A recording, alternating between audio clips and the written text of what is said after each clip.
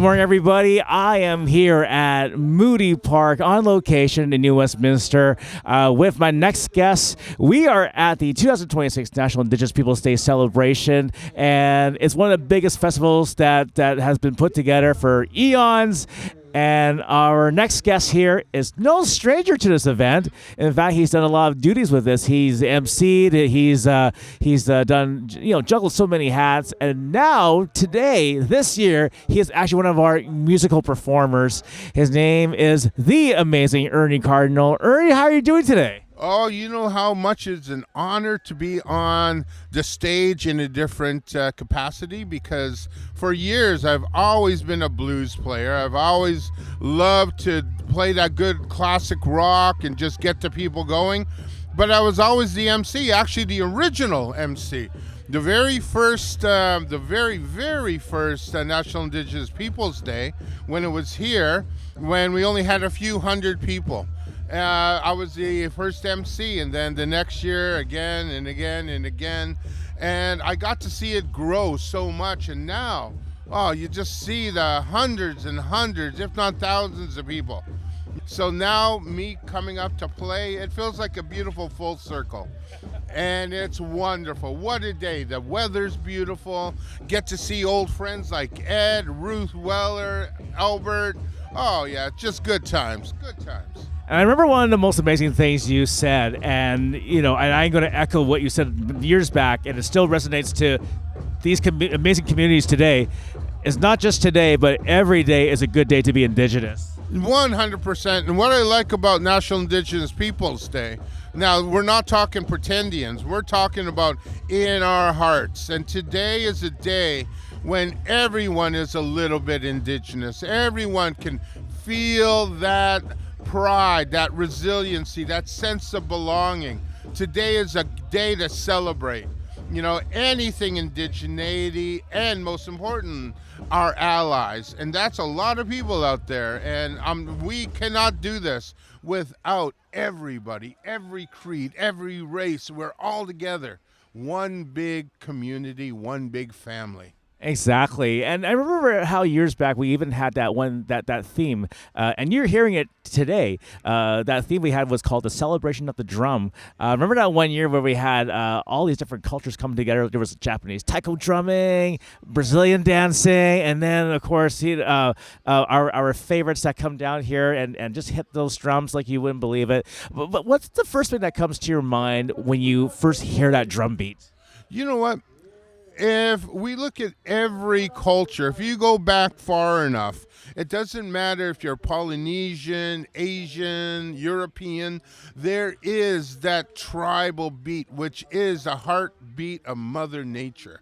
The heartbeat of every culture. So if it's banging a log, if it's banging a moose hide drum, if it's banging a buffalo big drum, the point is, though, is we're keeping that heartbeat alive, we're keeping fire in our heart, and we're keeping our sacred hoops strong. And if that isn't indigeneity, what is, right?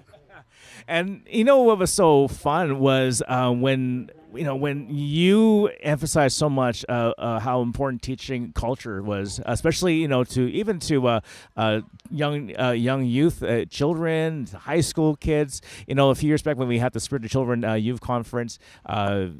See, we got some fans here. We always wanted to teach these youngins how to say these different amazing phrases that mean a lot to, especially in the First Nations culture. I remember you got the kids to say all my relations, and then you're like, oh, come on, louder. And you were like their cheerleader, right? Like you're the coach, right? So you're like, come on, louder. And they're like, all my relations. And you had that ecstatic smile on your face when it happened. Any thoughts on that? Well, I'm going to have that same smile today, while I play some old blues. And the neat thing about playing the music I've chosen is it's just not typical barn burner blues.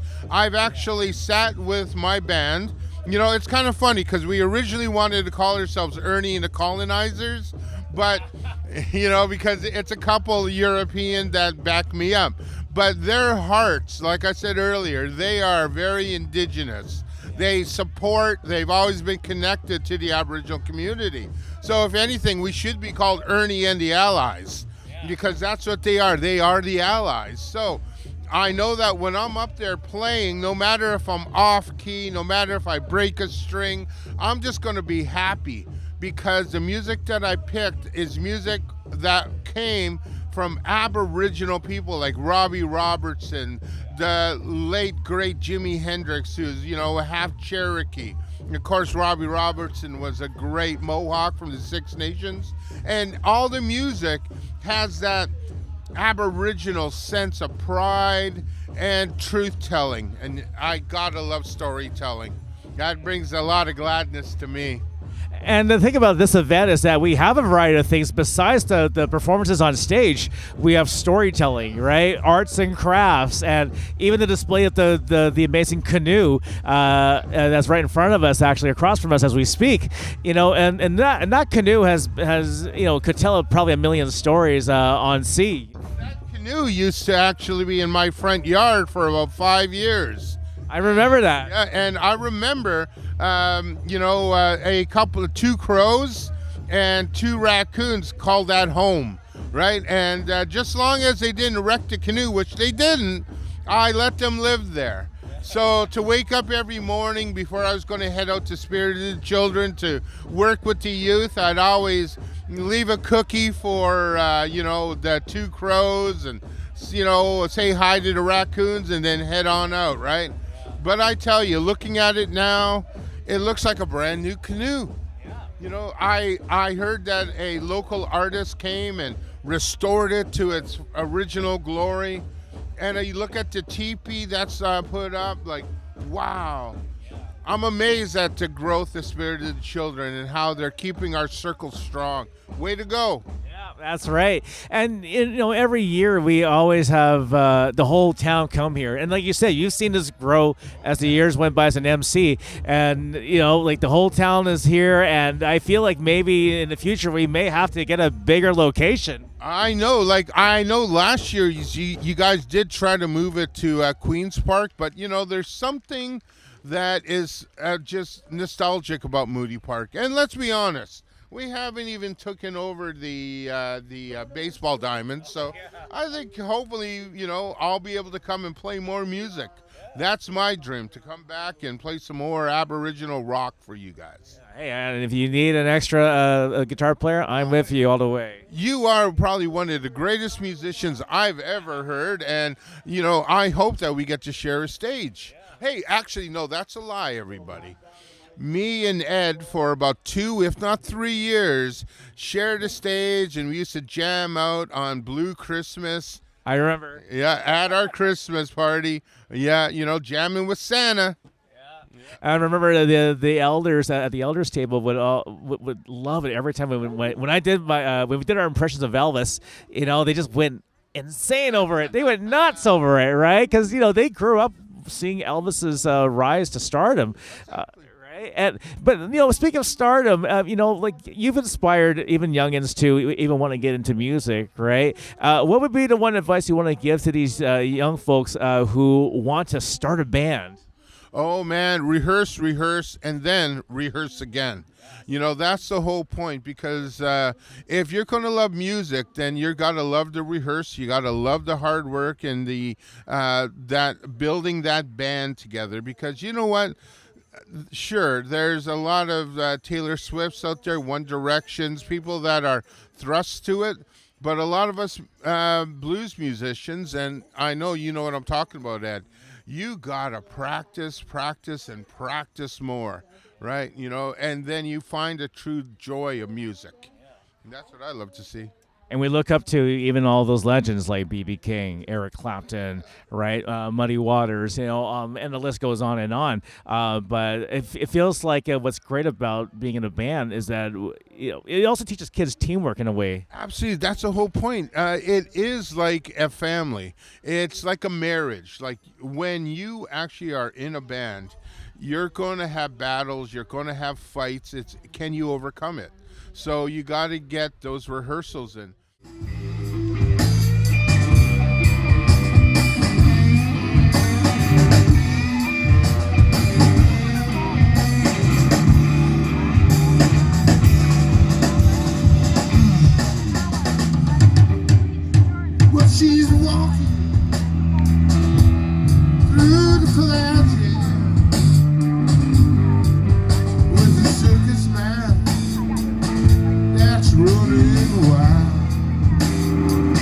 All I know is a couple years ago when I used to run the youth hub, I remember fostering a group of young musicians. And the nice thing is I heard Ed took over after I left and moved on to Plea. Now, I heard that, Ed, you did a lot of work with that young band. What are those guys up to? Oh, well, I tell you, they did a couple of events last year besides this. So they did a community event out in Poco a month later, and, we got them to play some Ozzy Osbourne to pay tribute to him, of course, and some Megadeth, Metallica. They just love those bands, and these are the same bands that even I enjoyed myself. But, to kind of be their Jack Black, if you will.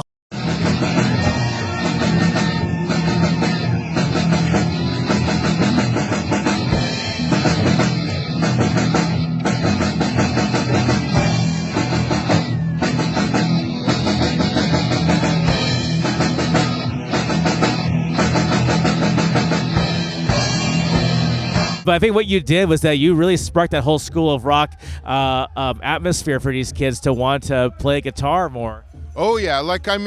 Watching them play the first couple notes and learning how to do an E minor or a blues scale, I just loved it when I heard that they kept on going that next step.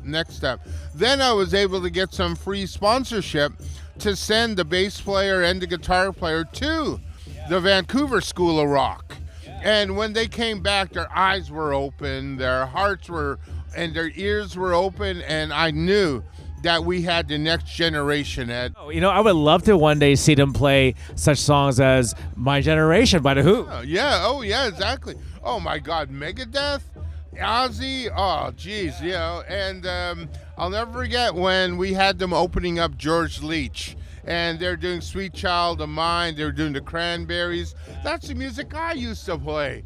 And, to see the next generation or two generations later actually do that music, right on. And even the smiles on the parents' face when they were performing, it's so cool when you see parents so ecstatic to see their kids go up on the stage. And, they say life is about taking chances sometimes, and that was one of those chances that these kids took. Oh, yeah. And that's the whole point, is to take the choices. But you know what? I do got to admit, Robert, you got to come back here. You know what I love about National Indigenous Peoples Day? It was about 10 years ago. I just graduated with my degree at Douglas College. And a good friend of mine was working for Spirit. This is a year before I even was connected with Spirit. And he invited me to come and speak. So I came in, and there was National Indigenous Peoples Day with the city of Surrey and Spirited Children. And there was a massive amount of maybe a dozen people. And with the performers and staff, maybe 20 people. That was a National Indigenous Day. But what was amazing and life-changing was this guy ended up meeting one of my best friends at that day, that event. So that was like 10 years ago, and this was this gentleman right over here. Come on in. There's Rob. Yeah, and look at that. He's still here. He's still one of the most driving forces to make sure that culture is open to everyone. And look at all these people. Look at all these children. That's you, Rob. That's you bringing them together. Any thoughts, Rob, about the event? I think it's been a wonderful day. I mean, we've been really kind of planning for several months on this one, and I got to tell you, when you plan it, you think, is it gonna work? Are people gonna show up? And I think this is our best turnout yet today. It's been really great, and it's actually been nice to have Ernie at my side for, I don't know, almost all of them now. We may have missed 1 year, but first year. Yeah. We've told our viewers here that from humble beginnings, we started off at the conference hall at the Anvil Center, and now in 2026, this grew to be one of Greater Vancouver's top festivals of all time. Absolutely. And, like I said, the great thing about having Rob at the helm was he made sure that we were walking side by side. Now, if that isn't a true testament to allyship and friendship, I don't know what it is. And it just blows me away that, it was about 10 years ago to the day, the very first time that I met this gentleman. Yeah, exactly. Now he's such a big part of my life. And so I want to finish off this segment with you guys by asking this. So all the things that we've learned from this event over the years, what would be something you want to pass on that you've learned about this event to future generations, including children and people who are going to be entering the city? Well, let's let Rob speak. Okay. Well, one of the things we found is, National Indigenous Peoples Day is nationally recognized. It's not a national holiday, and that's unfortunate. But what it does do is give us access to all of these school children. It's the last week of school. The kids are looking for things to do. You put your performance out there during the week, and this is the thing. You target it to the school children, and they'll come. Great choice of words there, Rob. And what about you, Ernie? What would you want to pass on from learning from this event over the years? Well, working with a Kakite and the great Rhonda Larrabee, God rest her soul, but I know she's looking down at us right now. And having Rob with the allyship, this is where true community building comes in. And if it wasn't for those amazing people like the city of New Westminster, helmed by Rob, and the Kakite Nation working with the urban population, a spirit with the children, wow. Looking at this is a testament of all their hard work. It's nice to come back as a performer to actually see what amazing work you guys still do. Awesome. Thank you so much, Ernie. Thank you so much, Rob, again, for always being a part of this for so many years. And thank you to all the visitors who come by to check out our festivities. And folks, thank you for watching this interview segment. Make sure you subscribe to our channel to support Spirit of the Children's Society for all the highlights that we do for all our events over the years. And in the meantime, you guys stay in touch, stay safe, stay awesome, and enjoy the celebration.